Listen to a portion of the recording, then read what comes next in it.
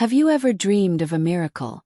Something so extraordinary, so unbelievable, that it would change your life forever. We all have. We imagine the joy, the wonder, the blessing. But what if your miracle was so vast, so immense, that it revealed the deepest truth about the people you loved?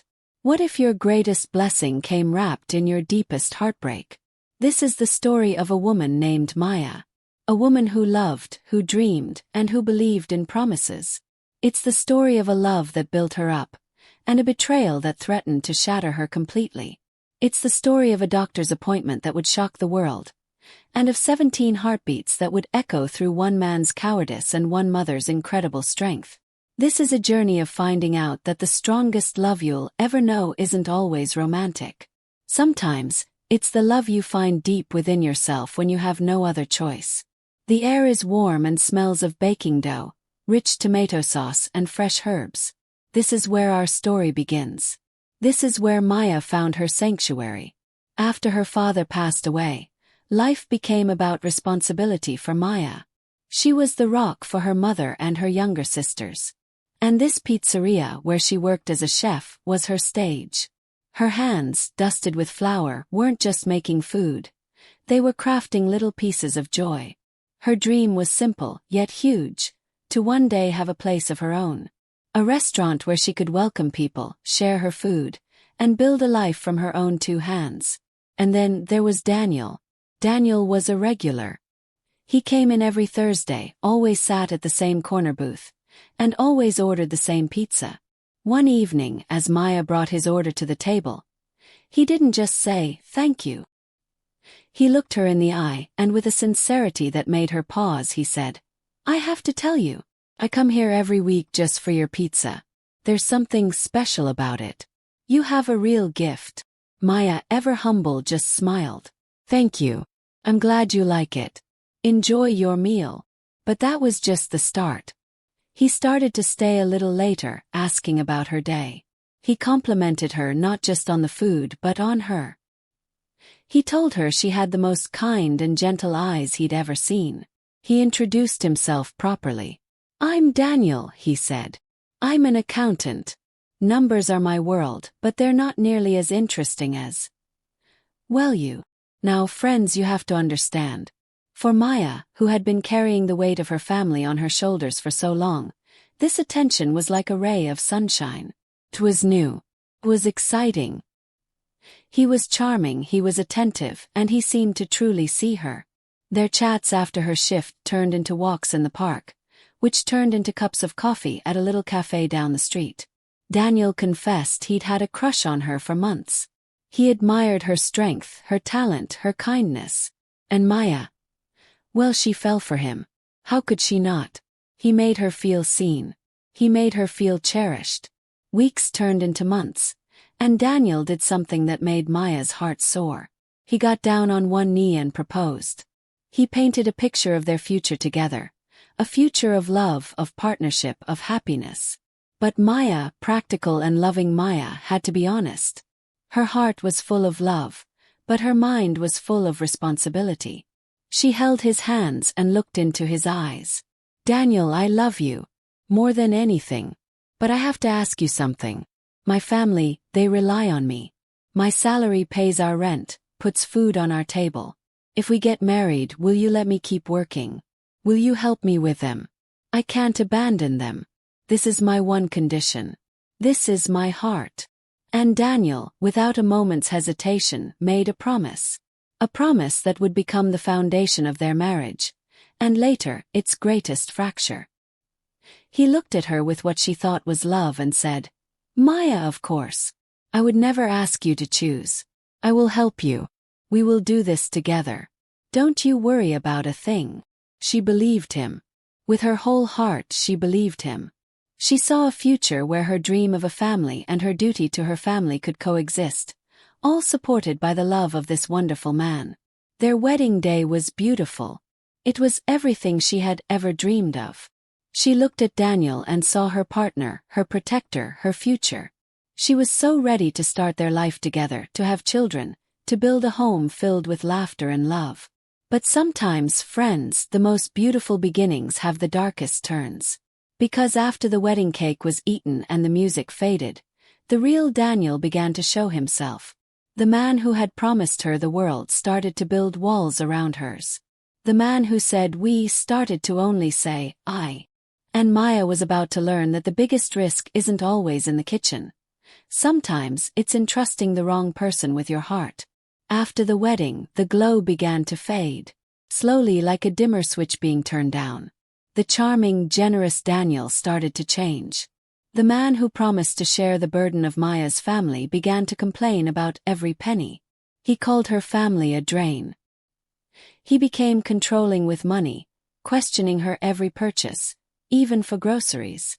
The promise he made, the very foundation of their marriage, was crumbling, and Maya felt the ground shifting beneath her feet. But she held on to another dream. The dream of becoming a mother. Months went by, and nothing happened. The silence in their home grew louder. The hope in her heart began to wilt. Finally they went to see a doctor. The news was a mix of hope and heartache. The doctor explained that Maya had a uterine condition that would make getting pregnant difficult. Not impossible, but difficult. There was a solution, though. A course of special fertility drugs that could significantly increase their chances. It was a beacon of light. But then came the cost. The medicine was very, very expensive. Maya looked at Daniel, her eyes pleading. This was their chance. This was everything they had talked about.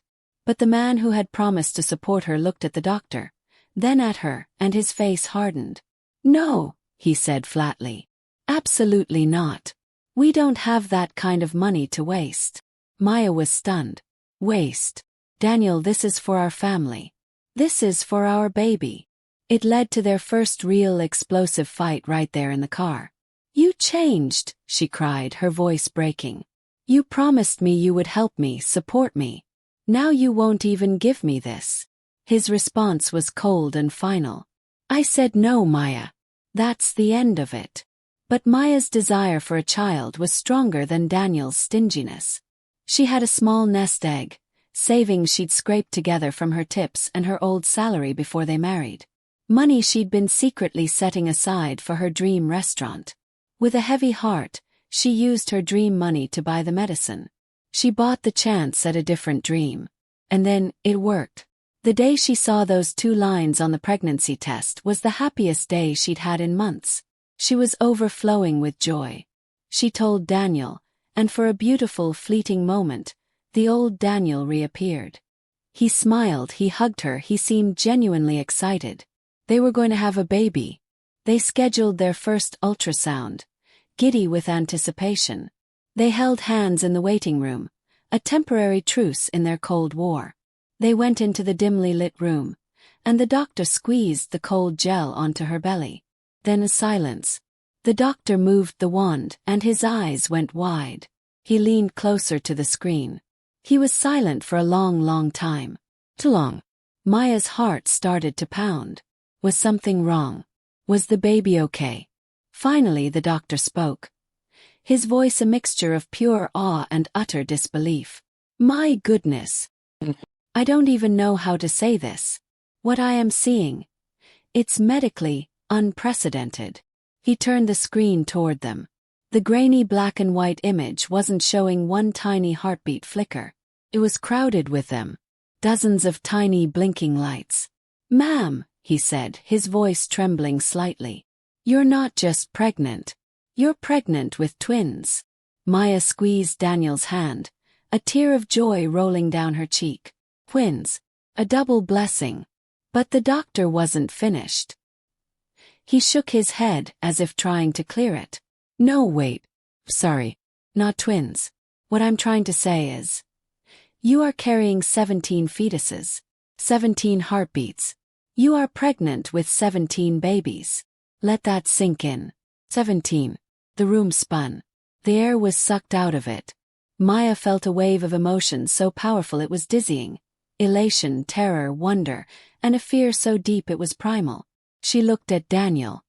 His face had gone as white as the ultrasound paper. All the color had drained away. His hand went limp in hers. The doctor, recovering his professional composure, outlined what would happen next. It would be the most high-risk pregnancy imaginable. She would need constant care, special injections, a strict diet, lots of rest. It would be hard. It would be dangerous. But it was a miracle. Terrifying, beautiful miracle. The car ride home was utterly silent. The shock was a physical presence in the car with them. When they walked through their front door, the dam broke. Daniel didn't hug her. He didn't reassure her. He started to pace, his breathing ragged. 17, he whispered, then louder. 17. He wasn't seeing a miracle. He was seeing a bill. A massive, impossible bill. He turned on her, his eyes wide with panic, not love. Maya, what are we going to do? I can't do this. I don't have money for one baby, let alone 17. I'm helpless. I'm needy. This is impossible. Maya, though trembling, found a strength she didn't know she had. We will find a way, Daniel. We have to. God gave us these children. He will help us. We just have to be together in this. Please don't leave me to do this alone. But his mind was made up. The cowardice that had been hiding beneath his charming surface was now in full, terrifying control. There's only one thing to do, he said, his voice cold and final. I have to go. I'll go abroad, find a better job, save money. I'll send for you when I have enough. They were empty words. They both knew it. He wasn't going to save money. He was going to run. He was abandoning her. Abandoning them. He packed a bag that very night. He didn't look at her. He didn't say he was sorry. He just walked out the door, leaving his wife, pregnant with his 17 children, alone, terrified, and utterly shattered on the living room floor. The miracle had arrived. And with it, the most profound betrayal imaginable. The sound of the door closing behind Daniel was the loudest silence Maya had ever heard. She was alone. More alone than she had ever been in her life. She was carrying a miracle that felt like a death sentence. The weight of 17 lives, the fear, the abandonment. It was a crushing pressure on her soul. She fell into a deep, dark pit of despair. How could she possibly do this? How could she bring 17 healthy babies into the world with no money, no partner, and a heart that was broken into a million pieces? But, my friends, in our darkest moments, we often find a strength we never knew we had. And for Maya, that strength came from two places. The fierce love she already felt for the children growing inside her, and the unwavering support of her mother and sisters. They moved in. They became her rock. They held her when she cried. They reassured her when she was afraid. And they made her eat when she had no appetite.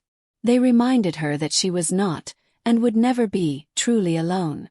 The pregnancy was beyond difficult. It was a monumental physical trial. But Maya followed the doctor's orders with a soldier's discipline. Injections, vitamins, rest, protein, she did it all not for herself but for them. Her 17 reasons to fight. Then one night the pain came. Sharp, urgent, and terrifying. It was time. The birth was nothing short of an epic battle. The hospital room became a war room, filled with a team of doctors and nurses. It was chaotic, overwhelming, and the doctor later said he'd never seen anything like it in his entire career. One after another, the babies came into the world, each one a tiny, crying victory. It was a marathon of life, a true medical marvel.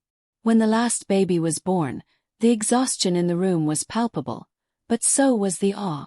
17 healthy babies. 17 perfect, beautiful boys. The news exploded. Maya became an instant global sensation. The woman who gave birth to 17 babies. She was honored by the state, given the Ideal Mother Award, and received a financial gift that, for the first time, lifted the immense weight of financial fear from her shoulders. She named her sons. James, Jacob, Jared, Jarvis, Jason, Jeffrey, Jeremy, Jerome, Jesse, Jimmy, Joaquin, Jonathan, Jonas, Joseph, Julian, Jimbo, and her little surprise, Darth. Her house was a whirlwind of bottles, diapers, and cries, but it was also filled with an unimaginable amount of love. She hired help, yes, but she was the sun around which her sons orbited. At night, she would lie in bed surrounded by her children, and she would feel a sense of peace and safety she had never found with Daniel. This was her safe zone. This was her purpose. And that childhood dream, the one she used her savings for to have these very children, never died. With part of the award money, she did it. She opened her own pizzeria, Maya's Miracle Slice. The sign read. It became a beloved local spot, famous not just for its delicious food, but for the incredible story of the woman who owned it. She raised her boys with every ounce of love she had. She taught them strength, kindness, and resilience. And they flourished. They became doctors, engineers, artists, and entrepreneurs. 20 years flew by in a blur of love and hard work. Now let's talk about Daniel. His life abroad did not bring him fortune or happiness. He lived a small, lonely life, haunted by the choice he had made. His regret was a constant, aching companion. Finally, broken, he returned to the city, a ghost of his former self. One day, drawn by a memory he couldn't shake, he wandered into a pizzeria that smelled hauntingly familiar. And then he saw her. Meh. She wasn't the struggling, heartbroken woman he'd left. She was a queen in her own kingdom. Confident, poised, and powerful. She was the owner. He rushed over, his voice trembling. Maya, is it really you? I've been looking for you for years. Maya turned. She didn't smile. She didn't cry. She looked at the stranger in front of her with a calm, steady strength that he could never understand. You found me, Daniel, she said, her voice even. I am the owner of this restaurant. And I am the mother of the 17 sons you abandoned. I raised them. Alone. They are strong, incredible men now. Doctors, engineers. You would be so proud of them. But you don't get to be. He tried to speak, to apologize, but she held up a hand. The same hand that had comforted 17 children, built a business, and rebuilt a life. You left us when we needed you most. You were a coward. You were selfish. And because of that you have no idea who your children are, and they have no idea who you are. I fulfilled my dream without you. I built this life without you. We are whole without you. Please leave this restaurant and do not come back. I will never forgive you, and I don't need to.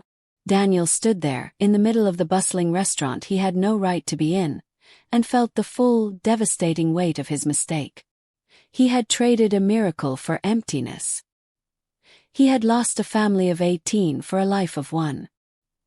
He turned and walked away, forever haunted by the magnificent victory of the woman he had left behind. Maya watched him go, took a deep breath, and looked around her restaurant, her home, her life. She had faced a miracle and a monster, and she had won. Not with anger but with love. The greatest love of all. And that is the true story of Maya and her 17 miracles. A story that reminds us that the greatest strength we can ever find is the strength within ourselves. That no matter how deep the betrayal, how dark the night, love and perseverance can build a new dawn. If this story moved you, reminded you of your own strength, or made you believe in miracles again, then do me a favor. Hit that like button because it really helps this channel. Share this story with someone who needs to hear it today. And most importantly, subscribe to the channel and ring that bell so you don't miss our next story of hope, heart, and triumph. Thank you for watching. Remember, your greatest blessing might be just around the corner. Until next time.